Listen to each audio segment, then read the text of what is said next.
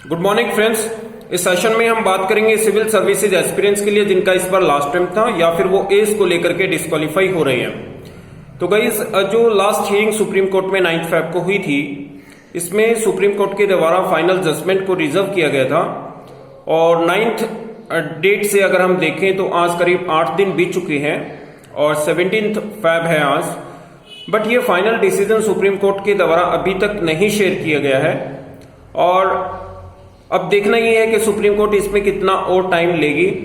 और जो final decision है, क्या फाइनल डिसीजन हो सकता है सुप्रीम कोर्ट की तरफ से, हम इस पर थोड़ा सा डिस्कस करेंगे। अगर हम गाइस देखें तो जो गवर्नमेंट है, जो डीओपीटी है, लेट्स से डीओपीटी की तरफ से जो डिसीजंस लिया गया है इन लास्ट 5 हियरिंग में कंटिन्यूसली आपने देखा होगा। सो दे आर ट्राइंग हार्ड कि किसी तरीके से जो एक्स्ट्रा टाइम की डिमांड है इसे दरकिनार कर सकें वो, और जो एक्स्ट्रा टाइम की डिमांड को लेकर के उन्होंने आर्गुमेंट्स रखे मिस्टर एसपी राजू ने या फिर किसी अन्य दूसरे जो सॉलिसिटर जनरल इसमें रहे, तुषार मेहता या फिर अमन लेखी। तो देखें तो इस मैटर की सीरियसनेस को अगर हम देखें गाइस, तो इस तरीके का डिसीजंस लेने में अगर सुप्रीम कोर्ट को या फिर गवर्नमेंट को 4 to 5 मंथ्स का टाइम अगर वो गुजार देते हैं तो आप समझ सकते हैं कि गवर्नमेंट कितनी केयरलेस इस मैटर को लेकर के है।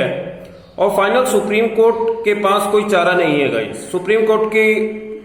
पास जो भी सॉलिसिटर जनरल, जैसे उन्होंने कहा एडिशनल सॉलिसिटर जनरल ने कि ये पॉलिसी मैटर है, आप इसमें कुछ नहीं कर सकते।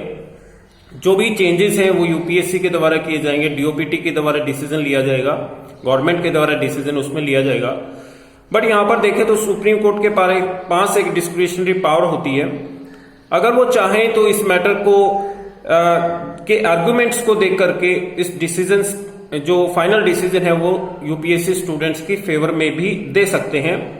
बट यहां पर देखना है कि सुप्रीम कोर्ट क्या इंडिपेंडेंट वर्क कर पाती है, क्या सुप्रीम कोर्ट किसी भी तरीके के एक्सटर्नल प्रेशर्स को,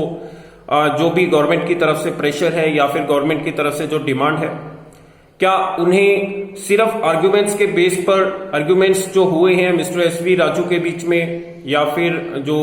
पिटिशनर्स के एडवोकेट इसमें थे मिस्टर दीवान, तो उनके बीच में आर्ग्यूमेंट्स के बेस पर अगर फैसला लिया जाता है तो डेफिनेटली मैं कह सकता हूं कि यूपीएससी स्टूडेंट्स की फेवर में जाएगा। बट अगर किसी भी तरीके का इंटरनल और एक्सटर्नल प्रेशर सुप्रीम कोर्ट के ऊपर होता है तो डिसीजन हो सकता है गवर्नमेंट के पक्ष में जाए और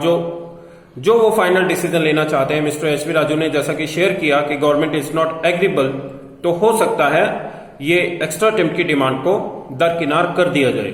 और जैसा कि आप देख सकते हैं लास्ट 4 to 5 मंथ्स में फाइनल डिसीजन अभी तक शेयर नहीं किया गया है, तो थोड़ा गेस हम जरूर कर सकते हैं कि डिसीजंस लेने में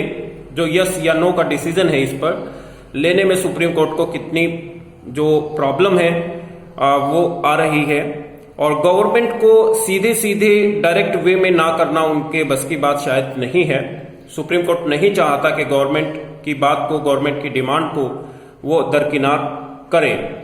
बट यहां पर जैसा कि सुप्रीम कोर्ट ने कहा था लास्ट की 2 हियरिंग पर थोड़ा सा गौर फरमाए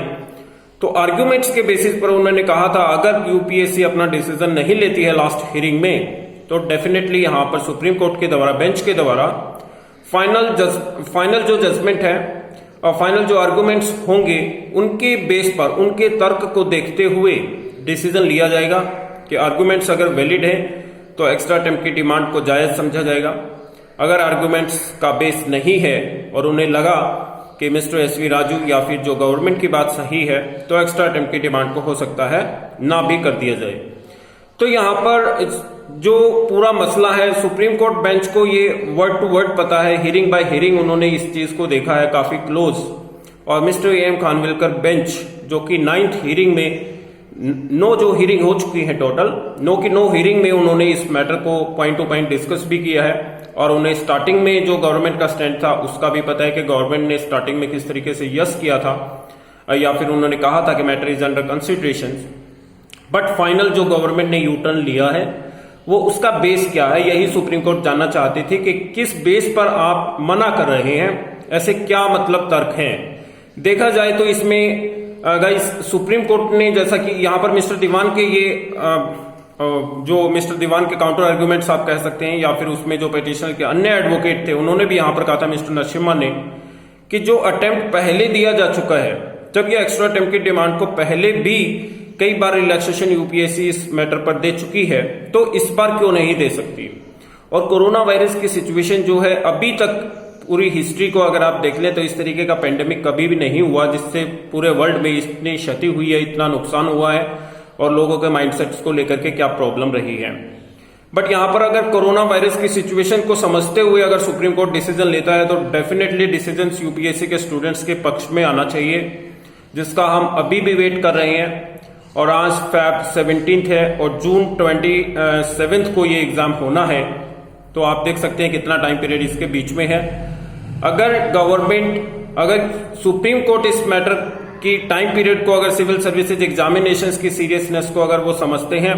तो डेफिनेटली मैं कह सकता हूं नेक्स्ट 2 to 3 डेज में इस पर फाइनल डिसीजन लिया जाना चाहिए। अगर supreme court in next 2 to 3 days decision नहीं लेता है तो डेफिनेटली आप कह सकते हैं कि एक इग्नोरेंस जो है, एक